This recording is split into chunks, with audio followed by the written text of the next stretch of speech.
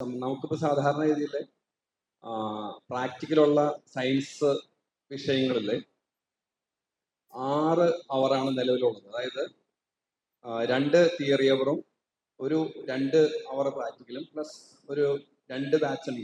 21 കുട്ടികൾ കൂടുതലെങ്കിൽ additional batch, അങ്ങനെ 6 അവറാണ് ഇപ്പോൾ ഫസ്റ്റും സെക്കൻഡും സെമ്മിലുള്ളതെങ്കിൽ ഇപ്പോൾ നിലവിൽ നമുക്ക് വരുമ്പോൾ അത് 2 ബാച്ച് കുട്ടികളിൽ 7 അവറിലേക്ക് മാറും. 3 തിയറി അവറും ഒരു 2 പ്രാക്ടിക്കൽ അവറാണ്. അപ്പോൾ 3+2 5, പിന്നീട് ഒരു അഡീഷണൽ ബാച്ചിനെങ്കിൽ 2 അവർ, 7 അവറിലേക്ക് മാറും.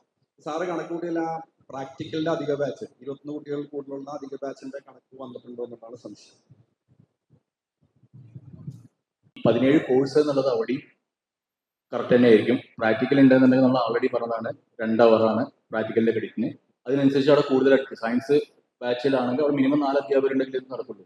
ഒരു അധ്യാപകൻ ഉണ്ടെങ്കിൽ ഒരു സയൻസ് പ്രാക്ടിക്കൽ നടക്കുകയാണെങ്കിൽ നിങ്ങൾക്ക് കിട്ടുന്നത് ഒരു പ്രാക്ടിക്കൽ നടക്കുമ്പോൾ ഒരു ബാച്ച് ഉണ്ടെങ്കിൽ എനിക്ക് തോന്നുന്നു 5 മണിക്കൂർ, 7 മണിക്കൂർ, 9 മണിക്കൂർ, ഇതായിരിക്കും നിങ്ങളുടെ വർക്ക് ലോഡിന്റെ കണക്ക്. ഈ രീതിയിലായിരിക്കും അത് ഡിസ്ട്രിബ്യൂട്ട് ചെയ്ത് പോകുക, ടോട്ടൽ വർക്ക് ലോഡ്. അപ്പോൾ ആ രീതിയിൽ തന്നെയാണ് കാൽക്കുലേറ്റ് ചെയ്തത്. കാര്യത്തിൽ മിനിമം 250 കുട്ടികളുള്ള ഒരു കോളേജിൽ മിനിമം 3 AEC കോഴ്സ് എന്ന് പറയുണ്ടായി. അപ്പോൾ നമ്മളിപ്പോൾ അതിൽ പരമാവധി ഒരു ക്ലാസ്സിൽ എത്ര കുട്ടികൾ എന്നുള്ള എണ്ണം വല്ലതും പറഞ്ഞിട്ടുണ്ട്? മാക്സിമം നമ്പർ പറയുന്നുണ്ട്. സൈസ് ഓഫ് ദ ബാച്ച് AECയുടെ കാര്യത്തിൽ മാക്സിമം കുട്ടികളുടെ എണ്ണം വല്ലതും പറയുന്നുണ്ടോ? അതായത് മിനിമം ആണ് 3 പറഞ്ഞത്, അതിൽ എണ്ണം കൂട്ടാനുള്ള സാധ്യത എന്താണ്?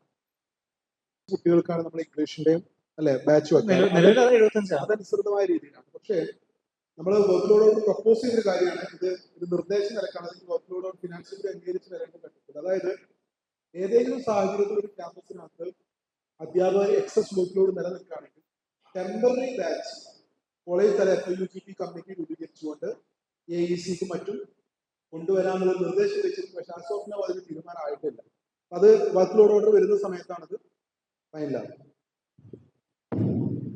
ഞങ്ങൾ സിഗ്നേച്ചർ കോഴ്സിന് ബോർഡ് ഓഫ് സ്റ്റഡീസിൽ ഞങ്ങൾ ആപ്ലിക്കേഷൻ വയ്ക്കുമ്പോൾ അത് എത്ര ദിവസത്തിനുള്ളിൽ അത് അവർ സാങ്ഷനാക്കി തരും? അങ്ങനെ ഒരു പോയിന്റും കൂടെ അതിൻ്റെ കൂടെ ഒന്ന് ചേർക്കണം. വരുന്നുള്ളൂ. അത് മുൻകൂട്ടി ഒരു സെമസ്റ്റർ മുമ്പായിട്ട് അത് ഡിസൈൻ സബ്മിറ്റ് ചെയ്ത എത്രയും പെട്ടെന്ന് വിത്തിൻ 30 days നമുക്ക് തരാൻ സാധിക്കും. അതിന് വിഷയമില്ല. ഇപ്പോൾ നമ്മളുടെ UG ബോർഡുകളുടെയൊക്കെ കാലാവധി കഴിയുകയാണെങ്കിലും അവയൊക്കെ നിങ്ങളിപ്പോൾ ഉടനെ തന്നെ എക്സ്പെർട്ട് കമ്മിറ്റീസ് ആയിട്ട് കൺവേർട്ട് ചെയ്തുകൊണ്ട് അടുത്തൊരു ബോർഡ് ഓഫ് സ്റ്റഡീസ് വരുന്നതാണ് വരെ പ്രവർത്തിക്കാനായിട്ട് അനുമതി നൽകുന്നതായിരിക്കും. പിന്നെ അതിന് പുറമെ ചില പ്ലാറ്റ്ഫോംസ് ഒക്കെ ഇപ്പോൾ വന്നിട്ടുണ്ട്. അതായത് നമുക്ക് ഔട്ട്കം ബേസ്ഡ് എഡ്യൂക്കേഷന് വേണ്ട ഔട്ട്കം ബേസ്ഡ് ആയിട്ടുള്ള ക്വസ്റ്റ്യൻസ് തയ്യാറാക്കാനായിട്ട് അത്രയ്ക്ക് നൈപുണ്യം നമുക്കില്ല ഇപ്പോഴത്തെ എക്സിസ്റ്റിംഗ്. അതുകൊണ്ട് തന്നെ സിലബസും നമ്മുടെ പ്രിസ്ക്രൈബ് ടെക്സ്റ്റുകൾ ബേസ് ചെയ്തുകൊണ്ട് AI ക്വസ്റ്റ്യൻ പേപ്പേഴ്സ് ജനറേറ്റ് ചെയ്യാവുന്ന രീതിയിലുള്ള പ്ലാറ്റ്ഫോമുകൾ മുന്നോട്ട് വന്നിട്ടുണ്ട്. അവയെ ഹയർ എഡ്യൂക്കേഷൻ കൗൺസിലിൻ്റെയും മറ്റും അംഗീകാരത്തോടു കൂടി ഞങ്ങൾ അനൗൺസ് ചെയ്യും. അപ്പോൾ അവർ ചില ഏജൻസീസ് ഒക്കെ ഒരു കോളേജിന് 10,000, വലിയ കോളേജിനാണെങ്കിൽ 15,000 പെർ ഇയർ വെച്ച് പറയുന്നുണ്ട്. അപ്പോൾ ആ ക്വസ്റ്റ്യൻസ് ഉപയോഗിച്ചുകൊണ്ട് നിങ്ങൾക്ക് ഇന്റേണൽ അസസ്മെന്റ്സ് നടത്താനായിട്ട് സാധിക്കും. അതിനോടൊപ്പം തന്നെ അത്തരം ക്വസ്റ്റ്യനുകൾ നമ്മൾ ഓപ്പൺ ചെയ്യുന്ന പോർട്ടലിലേക്ക്, ക്വസ്റ്റ്യൻ ബാങ്കിലേക്ക് അപ്ലോഡ് ചെയ്യാൻ സാധിക്കും. നമുക്കൊരു 1500 മുകളിലായിട്ട് ക്വസ്റ്റ്യൻ പേപ്പറുകൾ ഒരു കോഴ്സിന്റെ നമുക്ക് ബിൽഡപ്പ് ചെയ്യാൻ സാധിക്കുകയാണെങ്കിൽ ആ കോഴ്സിന്റെ ക്വസ്റ്റ്യൻ ബാങ്ക് നമ്മൾ കുട്ടികൾക്കും അധ്യാപകർക്കും ഓപ്പൺ ചെയ്ത് കൊടുക്കും. അവർക്ക് കാണാം, അതിൽ നിന്നായിരിക്കും ക്വസ്റ്റ്യൻസ് വരും. അത്തരത്തിലുള്ളൊരു പ്രവർത്തനം നമുക്ക് തുടർന്ന് നടത്തേണ്ടതായിട്ടുണ്ട്. കാരണം അതിനകത്ത് അടുത്തൊരു 3 മാസത്തെ കൊണ്ട് ആ പ്രവർത്തനങ്ങളിൽ എല്ലാ കോളേജുകളും പാർട്ടിസിപ്പേറ്റ് ചെയ്യണം. അതിന് വേണ്ട ഒരു പോളിസി ഡിസിഷൻ കമ്മിങ് ഡേയ്സിൽ എടുക്കും. അതിൽ ഏതൊക്കെ ഏജൻസീസിനെ നമുക്ക് ഇൻകോർപ്പറേറ്റ് ചെയ്യാമെന്നുള്ളതിനെ കുറിച്ച് ഹയർ എഡ്യൂക്കേഷനോട് നമ്മളിപ്പോൾ ആവശ്യപ്പെട്ടിട്ടുണ്ട്. അവർ 1-2 ഏജൻസികൾ അവരുടെ കൺസെന്റുമായിട്ട് യൂണിവേഴ്സിറ്റിയെ സമീപിച്ചിട്ടുമുണ്ട്. അപ്പോൾ അത് കുറച്ചും കൂടെ കുട്ടികൾക്ക് ക്വസ്റ്റ്യൻസ് കാണാനുള്ള ഒരു അവസരവും അധ്യാപകർക്ക് എത്തരത്തിലുള്ള ക്വസ്റ്റ്യൻസ് ആണ് സാധാരണഗതിയിൽ ഔട്ട്കം ബേസ്ഡ് ആയിട്ട് ഉണ്ടാകുന്നതെന്നും പിന്നെ ഓരോ കോഴ്സിൻ്റെയും ഔട്ട്കമും സ്കിൽ ഫിക്സേഷനും ഇതുവഴി കൂടുതലായിട്ട് നമുക്ക് എന്താണ് സാധ്യമാകും എന്നുള്ളത് ഒരു വാസ്തവമാണ്. അല്ലെങ്കിൽ എന്താണ് സംഭവിക്കുന്നത് പറഞ്ഞാൽ നമ്മൾ കൺവെൻഷണൽ രീതിയിലുള്ള ചോദ്യങ്ങളുമായി നിലനിൽക്കുകയും നമ്മളുടെ പ്രോഗ്രാം മറ്റൊരു തലത്തിൽ നിലനിൽക്കുന്നതുമായിട്ടുള്ള ഒരു വലിയ അന്തരം ഉണ്ടാകും. കാലാന്തരത്തിൽ അധ്യാപകർക്ക് ഇതെങ്ങനെയാണ് സെറ്റ് ചെയ്യേണ്ടത് എന്നുള്ളത് അവർ പഠിച്ചെടുക്കാൻ സാധിക്കും. അപ്പോൾ നമുക്ക് സ്വന്തമായ ക്വസ്റ്റ്യൻസ് സ്വന്തമായിട്ട് ഉണ്ടാക്കുന്നവർക്കും അത് ഇതിനകത്ത് അപ്ലോഡ് ചെയ്യാം. അത് എക്സ്പേർട്ട് കമ്മിറ്റി അല്ലെങ്കിൽ അപ്പോൾ നിലനിൽക്കുന്ന ബോർഡ് ഓഫ് സ്റ്റഡീസ് വെറ്റ് ചെയ്തുകൊണ്ട് നമ്മൾ ഒരു വളരെ ഇപ്പോൾ നമുക്ക് 200 ക്വസ്റ്റ്യൻ 225 ക്വസ്റ്റ്യൻ അപ്പുറത്തുള്ള ക്വസ്റ്റ്യൻ ബാങ്കുകളൊന്നും തന്നെ നിലനിൽക്കുന്നില്ല. അത് നമുക്ക് 1000-ന് മുകളിലാക്കാൻ സാധിക്കുകയാണ് എങ്കിൽ നമുക്ക് തീർച്ചയായിട്ടും അത് കുട്ടികൾക്ക് അധ്യാപകർക്ക് കാണുന്ന രീതിയിൽ തുറന്നു നൽകുവാനായിട്ടും സാധിക്കും. അത് വളരെ അത്യന്താപേക്ഷിതമായ ഒരു കാര്യമാണ്. ഇതിൽ എല്ലാ കോളേജുകളിലും വളരെ ആക്റ്റീവായിട്ട് പാർട്ടിസിപ്പേറ്റ് ചെയ്യുകയും അതിന് വേണ്ട വർക്ക്ഷോപ്പുകൾ സബ്സിക്വൻ്റ് ആയിട്ട് നമ്മൾ കണ്ടക്ട് ചെയ്യുകയും ചെയ്യും. പിന്നീട് വിട്ടുപോയ ഒരു കാര്യം എന്ന് പറഞ്ഞാൽ വരുന്ന ആഴ്ച തന്നെ നോൺ ടീച്ചിങ് സ്റ്റാഫിനുള്ള ട്രെയിനിങ് പ്രോഗ്രാം 1, 2 അല്ലെങ്കിൽ 3 സെന്ററുകളിൽ വെച്ച് നമ്മൾ നടത്തുന്നതായിരിക്കും. അഡ്മിഷനുമായി ബന്ധപ്പെട്ട കാര്യങ്ങൾ അവർക്ക് ട്രെയിൻ ചെയ്യാൻ വേണ്ടിയാണ്. അത് ഉടൻ തന്നെ, അതായത് 4-ാം തീയതി കൗണ്ടിങ് ഡ്യൂട്ടി കഴിയും. കാരണം പലർക്കും കൗണ്ടിങ് ഡ്യൂട്ടിയും മറ്റുമുണ്ട്. അത് കഴിഞ്ഞാലുടൻ അതിനോടൊപ്പം തന്നെ നമ്മൾ ടീച്ചേഴ്സിന് ഇതുവരെ ട്രെയിനിങ് കിട്ടാത്തവർക്ക് 1 ഡേ ട്രെയിനിങ്ങും 5 ഡേ FIP ഫാക്കൽറ്റി ഇംപ്രൂവ്മെന്റ് പ്രോഗ്രാമും നമ്മൾ നടത്തുന്നുണ്ട്. അത് ഓഫ്ലൈൻ ഓൺലൈൻ മോഡിലായിരിക്കും. അതിനെക്കുറിച്ചും ഉള്ള തീരുമാനങ്ങൾ വരും ദിവസങ്ങളിൽ എടുക്കുന്നതായിരിക്കും. പിന്നെ നമ്മുടെ ഈ FIUGPയുമായി ബന്ധപ്പെട്ട് ഒരു ഒരു വാർ റൂം നമ്മൾ ഉടൻ ഓപ്പൺ ചെയ്യും. അത് അഡ്മിഷനോട് അടുത്ത ദിവസങ്ങളിലായിരിക്കും അത് ഓപ്പൺ ചെയ്യുന്നത്. നിങ്ങൾക്ക് അതായത് ടൈം ടേബിൾ സെറ്റ് ചെയ്യുന്നതും അടക്കം കുട്ടികൾക്ക് കൊടുക്കേണ്ട ബേസിക് ആയിട്ടുള്ള അഡ്വൈസുകൾ നൽകുന്നതിനും വേണ്ടി നിങ്ങൾക്ക് വേണ്ട നിങ്ങളുടെ വരുന്ന സംശയങ്ങൾ ദൂരീകരിക്കുവാനായിട്ട് അത് ഉപയോഗിക്കാൻ. അതിൽ തന്നെ നമ്മൾ ഫ്രീക്വൻ്റ്ലി ആസ്ക്ഡ് ക്വസ്റ്റ്യൻസ് എന്ന് പറയുന്ന ഒരു പോർട്ടലും കൂടെ ഓപ്പൺ ചെയ്യും. എന്നുവെച്ചാൽ കൂടുതൽ കോളേജുകൾ ചോദിച്ചു വരുമ്പോൾ നമ്മൾ ഫ്രീക്വൻ്റ്ലി ആസ്ക്ഡ് ക്വസ്റ്റ്യൻസ് നമ്മൾ നമ്മുടെ സൈറ്റിൽ ഇടുകയും അത് വായിക്കുമ്പോൾ തന്നെ നിങ്ങൾക്ക് നിങ്ങളുടെ കാര്യങ്ങൾ കുറച്ച് വ്യക്തത ഉണ്ടാകുന്ന ഒരു സാഹചര്യം ഉണ്ടാക്കാനായിട്ട് സാധിക്കും. പിന്നെ ഇതിന് പുറമേ നമുക്ക് പറയാനുള്ളത് എല്ലാ കോളേജുകളും ഇപ്രാവശ്യം ഒരു 1 വീക്ക് ഓറിയന്റേഷൻ പ്രോഗ്രാം നടത്തണം. അതിന് നമ്മുടെ മാസ്റ്റർ ട്രെയിനേഴ്സ്, സിൻഡിക്കേറ്റ് അംഗങ്ങൾ, മറ്റ് തിരഞ്ഞെടുത്ത ഇതുമായി ബന്ധപ്പെട്ട് കൃത്യമായ ധാരണയുള്ളവർ, വിഷയ വിദഗ്ധർ ഇവരെയൊക്കെ ഇൻവൈറ്റ് ചെയ്യണം. അത്തരത്തിലുള്ള പരിപാടികൾ സംഘടിപ്പിക്കണം. ആദ്യത്തെ ദിവസം പറഞ്ഞതുപോലെ 1-ാം തീയതി തന്നെ നമുക്ക് സ്കൂളുകളിലൊക്കെ നടക്കുന്നത് പോലെ ഒരു പ്രവേശനോത്സവം നടത്തേണ്ടതുണ്ട്. അതിന്റെ തൊട്ടടുത്ത ദിവസങ്ങളിൽ ട്രെയിനിങ് പ്രോഗ്രാം വേണമെന്നില്ല. ഏറ്റവും കൺവീനിയന്റ് ആയൊരു 5 ഡേ പ്രോഗ്രാം ഇപ്രാവശ്യം സംഘടിപ്പിക്കേണ്ടതായിട്ടുണ്ട്. കാരണം എല്ലാത്തിനും ഒരു ക്ലാരിറ്റി വരണം. ഇത് കുട്ടികളും അധ്യാപകരും ഇതുമായിട്ടുള്ള വിഷയ വിദഗ്ധരും എല്ലാം കൂടെ ഇന്ററാക്ട് ചെയ്യുമ്പോഴായിരിക്കും ഇതിൽ കൂടുതൽ വ്യക്തത ഉണ്ടാകുന്നത്. എന്തെങ്കിലും ചെറിയ വിഷയങ്ങൾ ദയവ് ചെയ്ത് പർവ്വതീകരിക്കുകയോ എന്തെങ്കിലും വിഷയമുണ്ടെങ്കിൽ നമ്മുടെ ഹെൽപ്പ് ഡെസ്കുമായിട്ടോ അല്ലെങ്കിൽ വാർ റൂമുമായിട്ട് ബന്ധപ്പെടുകയാണ് ചെയ്യേണ്ടത്. അധ്യാപകരുടെ ഇടയിൽ ഒരു തെറ്റായ ഒരു പ്രവണത, അവരുടനെ തന്നെ മാധ്യമങ്ങളെ കാണുകയും ഇല്ലാത്ത വിഷയങ്ങൾ പർവ്വതീകരിച്ചുകൊണ്ട് വലിയ വിഷയങ്ങളുണ്ട് എന്ന് വരുത്തി തീർക്കുകയും ചെയ്യുന്ന ഒരു പ്രവണതയുണ്ട്. നമുക്കറിയാം, ഇലക്ഷനൊക്കെ കഴിഞ്ഞു കഴിയുമ്പോൾ മാധ്യമപ്രവർത്തകർക്ക് ഒരു വിഷയദാരിദ്ര്യം ഉണ്ടാകുന്ന ഒരു കാലമായിരിക്കും. ആ സമയത്ത് നിങ്ങളെപ്പോലുള്ള ആൾക്കാരൊന്നും അവിടെ പോയി ആവശ്യമില്ലാത്ത വിഷയങ്ങളൊന്നും ഉണ്ടാക്കരുത്. എന്ത് വിഷയം അഡ്രസ്സ് ചെയ്യാൻ യൂണിവേഴ്സിറ്റി തയ്യാറാണ്. ആ വിഷയങ്ങൾ യൂണിവേഴ്സിറ്റിയുടെ ശ്രദ്ധയിൽ കൊണ്ടുവരണമെന്ന് അഭ്യർത്ഥിക്കുന്നു. അല്ലാതെ വിവാദങ്ങൾ ഉണ്ടാക്കുവാനായിട്ട് ആരും തന്നെ ശ്രമിക്കരുത്. അങ്ങനെയുള്ള വിവാദങ്ങൾക്ക് ഉത്തരം നൽകുവാൻ യൂണിവേഴ്സിറ്റി ഒരിക്കലും തയ്യാറാവുകയില്ല. വിവാദങ്ങൾ അവിടെ കിടക്കത്തതേ ഉള്ളൂ. പക്ഷെ നിങ്ങൾക്ക് നേരിട്ട് ഞങ്ങളുമായിട്ട് സംബന്ധിക്കാനും കാര്യങ്ങൾ ക്ലാരിഫൈ ചെയ്യാനായിട്ടും ഞങ്ങൾ എപ്പോഴും തയ്യാറായിരിക്കും. അപ്പൊ അത്തരത്തിലുള്ള നടപടിക്രമങ്ങളും അത്തരത്തിലുള്ള ഒരു അപ്രോച്ചുമായിരിക്കണം കോളേജുകളും പ്രിൻസിപ്പൽമാരും അധ്യാപകരും ഒക്കെ എടുക്കേണ്ടത്. ഇത് അധ്യാപകർക്ക് മാത്രമല്ല വിദ്യാർത്ഥികൾക്കും ബാധകമാണ്. ചുമ്മാ എല്ലാ കാര്യത്തിനും ഓടിപ്പോയി.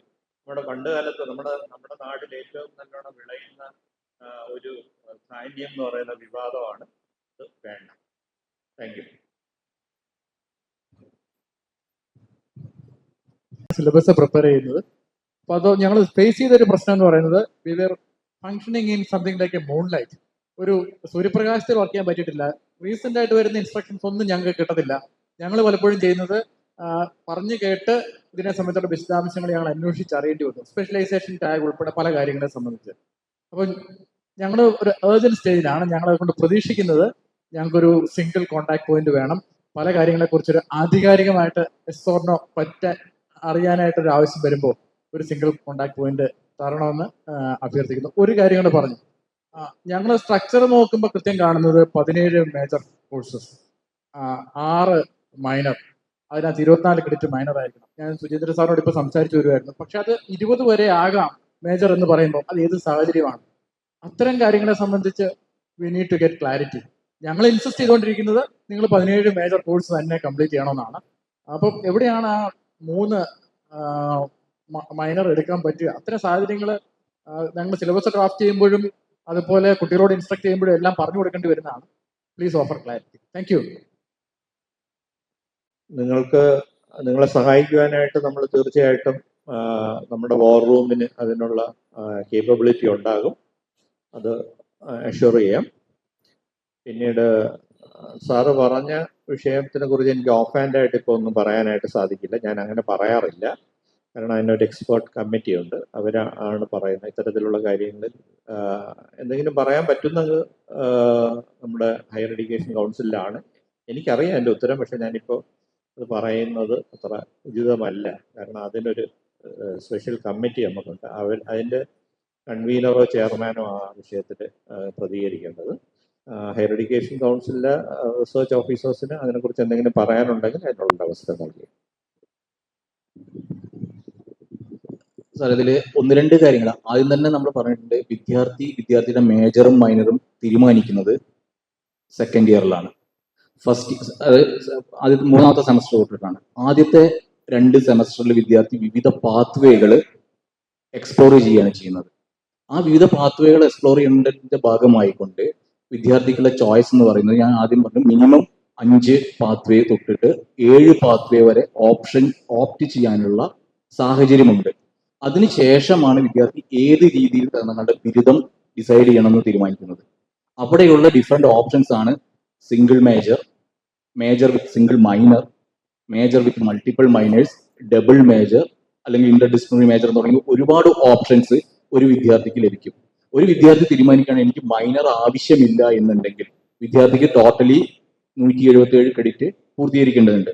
ആ ക്രെഡിറ്റുകൾ വിദ്യാർത്ഥിക്ക് ആ പ്രോഗ്രാമിന്റെ എലക്റ്റീവ് കോഴ്സുകളായിക്കൊണ്ട് ലെവൽ 300 കോഴ്സുകളായിക്കൊണ്ട് ആ വിഷയത്തിൽ കൂടുതൽ പ്രാവീണ്യം നേടാനുള്ള അഡ്വാൻസ് ലെവൽ കോഴ്സുകൾ ചെയ്യാം. അത് UGCയുടെ റെഗുലേഷൻ എടുത്ത് നോക്കിയാലും നിങ്ങൾക്ക് കാണാൻ പറ്റും. 50% ഓഫ് ദി മൈനർ ക്രെഡിറ്റ്സ് വേണമെങ്കിൽ വിദ്യാർത്ഥിക്ക് റിലേറ്റഡ് ആയിട്ടുള്ള അഡ്വാൻസ് ലെവൽ ഓഫ് സ്പെഷ്യലൈസേഷന് വേണ്ടിയിട്ട് ഉപയോഗിക്കാമെന്നുള്ള UGC റെഗുലേഷൻ ഉണ്ട്, ഹയർ എഡ്യൂക്കേഷൻ കൗൺസിലിന്റെ റെഗുലേഷൻ ഉണ്ട്. അപ്പൊ ഇതിൽ കൃത്യമായിട്ട് നമ്മൾ പറഞ്ഞിട്ടുണ്ട് ഈ ഒരു രീതിയിൽ അത് സിംഗിൾ മേജറിൽ പോകുന്ന വിദ്യാർത്ഥിക്ക് മാത്രമേ അതിനുള്ള ക്രെഡിറ്റ്സ് ഉള്ളൂ. എക്സ്ട്രാ ക്രെഡിറ്റ്സ് വേണമെങ്കിൽ ആ രീതിയിൽ എടുക്കാം, പക്ഷേ ആ ഒരു പാത്വേ ചൂസ് ചെയ്യുകയാണെങ്കിൽ. ഇനി മൈനർ വേണമെന്നുണ്ടെങ്കിൽ വിദ്യാർത്ഥി നിർബന്ധമായിട്ടും എന്ത് ചെയ്യണം, 17 ക്രെഡിറ്റ് മേജറിൽ എടുത്തുകൊണ്ട് ഈ 2 പേപ്പേഴ്സും കൂടി ഇതിലോട്ട് വരുമ്പോഴാണ് 12 ക്രെഡിറ്റ് പൂർത്തീകരിക്കുള്ളൂ. ഇനി ഒറ്റ മൈനർ വേണ്ടുമെങ്കിൽ വിദ്യാർത്ഥിക്ക് ആ രീതിയിൽ ചെയ്യാം. അത് വിദ്യാർത്ഥിയുടെ ഫ്ലെക്സിബിലിറ്റിയാണ്. 6 പേപ്പേഴ്സ് എന്ന് പറയുന്നതാണ് വിദ്യാർത്ഥിയുടെ മൈനറിലുള്ള 3 വർഷമാണെങ്കിൽ 9 പേപ്പേഴ്സ് ആണ് 4 വർഷം പോകുമ്പോൾ ഉണ്ടാവുന്നത്. ഇത് എങ്ങനെ വിനിയോഗിക്കണം എന്നുള്ള ചോയ്സ് വരുന്നത് വിദ്യാർത്ഥിക്കാണ്. മേജറിലാണ് നമ്മൾ പറയുന്നത് 50% should be from the core competency. Minor വേണമെങ്കിൽ മൈനർ വിദ്യാർത്ഥി ആ രീതിയിൽ ഉപയോഗിക്കണം. അത് ഒരുപക്ഷെ മൈനർ വേണ്ടെന്നുണ്ടെങ്കിൽ 9 പേപ്പറും 9 വിഷയത്തിൽ നിന്ന് പഠിക്കാനുള്ള സാഹചര്യം വിദ്യാർത്ഥിക്കുണ്ട്. So that's it. ഷെയർ ചെയ്യാം.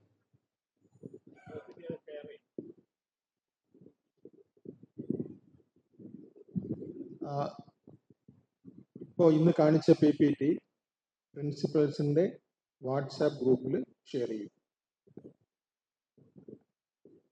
ഇതിനകത്ത് ഒരുപക്ഷെ എല്ലാ ക്യാമ്പസിനകത്തും നമുക്ക് അതുപോലെ ഈ വർഷം തന്നെ നടപ്പാക്കാൻ സാധിക്കണമെന്നില്ല.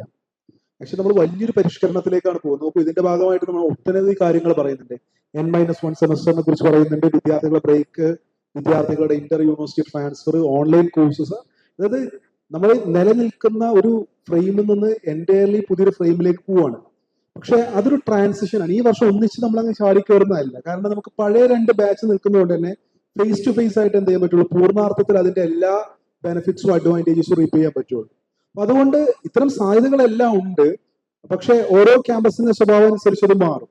അപ്പം ഞാൻ കാണുന്നത് ഒരു 2027 കൂടിയേ നമുക്ക് ഈ പറയുന്നതിന്റെ ഒരു പൂർണ്ണാർത്ഥത്തിലുള്ള ഒരു പിക്ചർ ക്ലിയർ ആകുള്ളൂ. കാരണം പഴയ 2 ബാച്ചും അതിന്റെ വേറെ തന്നെ ഒരു എക്സിസ്റ്റിംഗ് ഫ്രെയിം വർക്ക് ഉണ്ട്. അത് നമുക്ക് ഇനി ഷെയ്ക്ക് ചെയ്യാൻ പറ്റില്ല. അതുകൊണ്ട് ആ ലെവലിലേക്ക് നമുക്ക് പോകാം എന്നുള്ളതാണ്. അപ്പൊ അതുകൊണ്ട് തന്നെ അതാണ് ഇവിടെ പറഞ്ഞത്. ഒരു വാർ റൂം എന്ന് പറയുന്നത് സ്വാഭാവികമായിട്ട് അത്തരത്തിലുള്ള എല്ലാ പ്രയാസങ്ങളെയും പരാതികളെയും എന്ത് ചെയ്യും, അഡ്രസ് ചെയ്യുകയും ചെയ്യും. നമ്മൾ അതേ സമയത്ത് മുന്നോട്ട് വെക്കുന്ന സമയത്ത് CBCSSന്റെ സമയത്ത് ചെയ്തതിൽ നിന്ന് വ്യത്യസ്തമായിക്കൊണ്ട് ഇതിനൊരു ഫുൾ ഫ്ലെഡ്ജ് സ്വഭാവം നമ്മൾ എന്ത് ചെയ്യുന്നുണ്ട്, അതിന്റെ ഒരു ഫുൾ ഫ്ലെഡ്ജ് ആയിട്ട് തന്നെ മുന്നോട്ട് വെക്കുകയാണ്. ഇംപ്ലിമെന്റേഷൻ മേ ബി ചില കേസുകളിൽ ഫേസ് ടു ഫേസ് ആയിട്ടാകും വരും. പണ്ട് ഒരു നിശ്ചിത ഘടനയിലായിരുന്നു നമ്മൾ പ്രവർത്തിച്ചിരുന്നതെങ്കിൽ ഓരോ കോളേജും എങ്ങനെ ഇന്നോവേറ്റീവ് ആകുന്നു എന്നുള്ളതാണ്. അപ്പൊ ഓരോ കോളേജിലെയും സാഹചര്യങ്ങൾക്കനുസരിച്ച് നമുക്ക് ഇന്നോവേറ്റീവ് ആവാൻ സാധിക്കുന്നു. നമ്മൾ പലപ്പോഴും ഒക്കെ വിദേശ സർവകലാശാലകളെ കുറിച്ച് പറയുന്നത് ഇന്ന് കാണുന്ന രൂപത്തിലല്ല ഒരു 2 കൊല്ലം കഴിയുമ്പോൾ ആ സർവകലാശാലയെ കാണുന്നു. കാരണം അത് അങ്ങനെ ഇവോൾവ് ചെയ്യുക. അപ്പോൾ ഒരു ഇവോൾവിങ് ആയിട്ട് നമ്മളിപ്പോൾ ഈ കോഴ്സ് ബാസ്ക്കറ്റുകളിലേക്ക് പുതിയ കോഴ്സുകൾ ആഡ് ചെയ്യുന്നു എന്ന് പറയുമ്പോൾ തന്നെ ഓരോ കോളേജിൽ നിന്നും അത് സജസ്റ്റ് ചെയ്ത് കഴിഞ്ഞാൽ അത്തരത്തിലുള്ള കോഴ്സുകൾ നമുക്ക് അതിനകത്ത് കൊണ്ടുവരുവാനും അതുവഴി എന്താണ് ഇത് ഇപ്പൊ ഞാൻ പറഞ്ഞതുപോലെ 70% നിന്ന് നമ്മളൊരു 90%-ലേക്ക് വളരണം, 90-ന് മുകളിലേക്ക് വളരണം. അപ്പൊ അതിനുള്ള സാധ്യതകൾ. അപ്പൊ തൽക്കാലം നമ്മൾക്ക് ബാക്കിയുള്ള ആപ്രിഹെൻഷൻസ് എല്ലാം മാറ്റി വെക്കാം. അപ്പൊ നമുക്ക് നാളെ ഒരു കൂടുതൽ ബ്രൈറ്റർ ആയിട്ടുള്ള ഒരു ഫ്യൂച്ചറാണ് നമ്മളാണ് തീരുമാനിക്കേണ്ടത്. അങ്ങനെ ഉണ്ടാക്കാം. അപ്പൊ അത് കോളേജുകൾക്ക് ആ രീതിയിൽ അത് ഡിസൈൻ ചെയ്യാനുള്ള ഒരു സ്പേസ് ഇതുവരെ ഇല്ലായിരുന്നുവെങ്കിൽ അതിന്ന് നൽകുകയാണ്. ആ സ്പേസ് എങ്ങനെ നിങ്ങൾ യൂട്ടിലൈസ് ചെയ്യുന്നു എന്നുള്ളതാണ് നിങ്ങളുടെ വിജയത്തിൻ്റെയോ അല്ലെങ്കിൽ നിങ്ങളുടെ സ്റ്റാഗ്നേഷൻ്റെയോ എൻ്റെ പ്രധാനപ്പെട്ട നാഴികക്കല്ല് എന്നുള്ളത്. അത് നിങ്ങൾ തീരുമാനിക്കണം. സാർ, എൻ്റെ ഒരു സംശയം, 133 ക്രെഡിറ്റ് കൊണ്ട് 3 വർഷം ഡിഗ്രി പൂർത്തിയാക്കുന്ന ഒരു വിദ്യാർത്ഥിക്ക് ഏതെല്ലാം കോമ്പറ്റീറ്റീവ് എക്സാമിനേഷനിൽ സിവിൽ സർവീസിൽ പങ്കെടുക്കാമോ? ഇനി അതല്ലെങ്കിൽ PSCയുടെ ടെസ്റ്റുകൾ, അങ്ങനെ ഏതെല്ലാം നിലയിലുള്ള എക്സാമിനേഷനിലൊക്കെ പങ്കെടുക്കാം? ഇന്നത്തെ UG കഴിയുന്ന ഒരു വിദ്യാർത്ഥിക്ക് ഏതിനൊക്കെ അപേക്ഷിക്കാം, അതിനൊക്കെ തന്നെ അവർക്ക് അപേക്ഷിക്കുവാനായിട്ട് സാധിക്കും. അതിനൊക്കെ വേണ്ട തീരുമാനങ്ങൾ ദേശീയ തലത്തിലും സംസ്ഥാന തലത്തിലും പുറവേ ഉണ്ടാകും. PSCയുടെ നോട്ടിഫിക്കേഷൻസിലൊക്കെ മാറ്റങ്ങൾ ഉണ്ടാകും. അതിനൊക്കെ നമുക്ക് ആമ്പിൾ ടൈം ഇനിയുമുണ്ട്. ഓക്കെ. അതോടൊപ്പം തന്നെ സെയിം ഇൻസ്റ്റിറ്റ്യൂഷനിലെ മറ്റു പ്രോഗ്രാമുകളുടെ കോഴ്സസ് നമുക്ക് ഓപ്റ്റ് ചെയ്യാം. പക്ഷെ നിലവിൽ ഓരോ പ്രോഗ്രാമിനും വ്യത്യസ്തമായ ഫീസ് സ്ട്രക്ചർ ആണുള്ളത്. അപ്പോൾ ഈ ഒരു സാഹചര്യത്തിൽ ഈ ഫീസ് ആര് കൊടുക്കും? അല്ലെങ്കിൽ ഓരോ കോഴ്സിനും നമ്മളൊരു ഫീസ് സ്പെസിഫൈ ചെയ്തിട്ടുണ്ടോ? ഇനി നമുക്ക് കോഴ്സ് ബേസ്ഡ് ഫീസ് സ്ട്രക്ചർ ആയിരിക്കും ഉണ്ടാകുന്നത്, പ്രോഗ്രാം ബേസ്ഡ് ഫീസ് സ്ട്രക്ചർ ആയിരിക്കുകയില്ല. അതിനെക്കുറിച്ച് സർക്കാർ പഠിച്ചുകൊണ്ടിരിക്കുകയാണ്. അത് രജിസ്ട്രാർമാരുടെ കമ്മിറ്റി വെച്ചിട്ടുണ്ട്. അത് എനിക്ക് തോന്നുന്ന അഡ്മിഷന് മുമ്പായിട്ട് അത് പബ്ലിഷ് ചെയ്യും. എന്നും പറഞ്ഞ് ഫീസ് വർധനവല്ല ഉദ്ദേശിക്കുന്നത്, എൻ്റെ സ്ട്രക്ചറലായിട്ടുള്ള മാറ്റം. അയ്യോ ഫീസ് വർധനവെന്നൊന്നും ആരും അതിനെ പെട്ടെന്ന് ആ രീതിയിലൊന്ന് ഇന്റർപ്രറ്റ് ചെയ്ത് കളയും.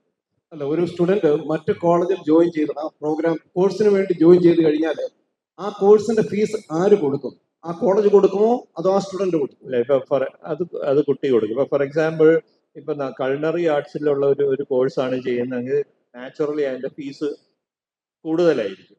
സാധാരണ ഒരു ആർട്സ് പഠിക്കുന്ന ഒരു കുട്ടി അങ്ങനെ ഒരു കോഴ്സ് ചെയ്യുകയാണെങ്കിൽ അതിന്റെ കോഴ്സ് ഫീസ് കൂടുതലായിരിക്കും. അത് കുട്ടി നൽകേണ്ടതായിട്ട് വരും.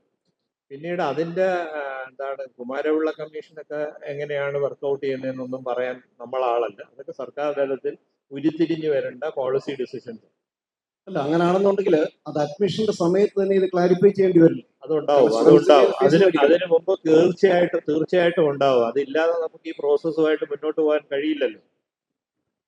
ഓക്കെ.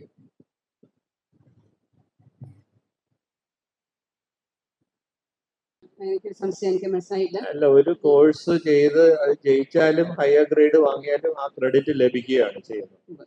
ക്രെഡിറ്റ് അച്ചീവ് ചെയ്യുക എന്നുള്ളത് ഒരു ആസ്പെക്റ്റും കോഴ്സ് പാസ്സാവുന്നത് മറ്റൊരു ആസ്പെക്റ്റും. 133 ക്രെഡിറ്റ് കിട്ടിയ കുട്ടി ജയിക്കും.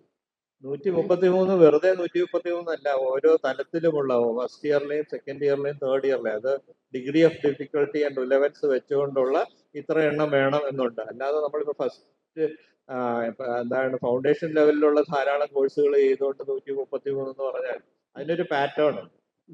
അതാണ് അതേ 133 കുറവാണ് കുട്ടിക്ക് ഓവറോൾ കിട്ടുന്നതെങ്കിൽ അവർക്ക് ഡിഗ്രി ലഭിക്കുകയില്ല. അപ്പൊ അവർക്ക് സപ്ലിമെന്ററി വേറെ എഴുതണം. ഇല്ല, അതിനൊക്കെ സംവിധാനങ്ങളുണ്ടല്ലോ. ഇപ്പൊ തന്നെ നമ്മൾ പറഞ്ഞു ഫസ്റ്റ് സെമസ്റ്റർ സെക്കൻഡ് സെമസ്റ്റർ പരീക്ഷയോടൊപ്പം തന്നെ നമ്മൾ ഫസ്റ്റ് സെമസ്റ്റർ സപ്ലിമെന്ററി നടത്തുന്ന രീതിയിലേക്കാണ് പ്ലാൻ ചെയ്തത്. ഓരോ സെമസ്റ്ററിനും 10 ക്രെഡിറ്റ് വേണമെന്നുണ്ട്. ഉണ്ട്. Thank you.